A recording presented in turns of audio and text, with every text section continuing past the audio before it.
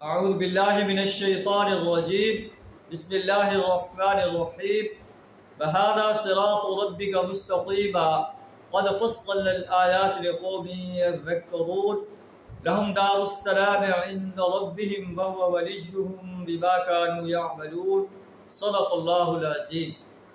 سورہ انعام آیت نمبر 126 اور 127 آپ کے سامنے تلاوت کی ہے۔ اللہ تعالیٰ فرماتا ہے کہ ھذا صراط ربک مستقیما، یہ آپ کے رب کا سیدھا راستہ ہے۔ قرآن کا راستہ جو ہے سیدھا راستہ ہے اور شیطان کا راستہ جو ہے ٹیڑھا راستہ ہے۔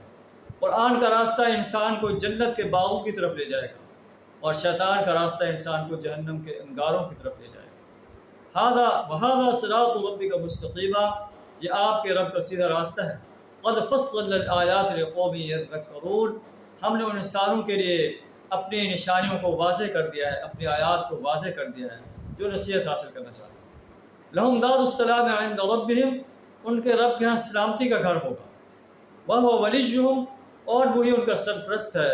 بِمَا كَانُوا يَعْمَلُونَ، اپنے ان اعمال کے سبب جو وہ دنیا کے اندر کرتے رہے۔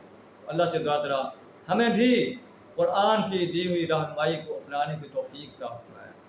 دار السلام میں اللہ تعالیٰ اپنی رحمت سے ہمیں مقام عطا فرمائے، جنت الفردوس میں اعلیٰ مقام عطا فرمائے، جہنم کے عذاب سے اپنی پناہ عطا فرمائے۔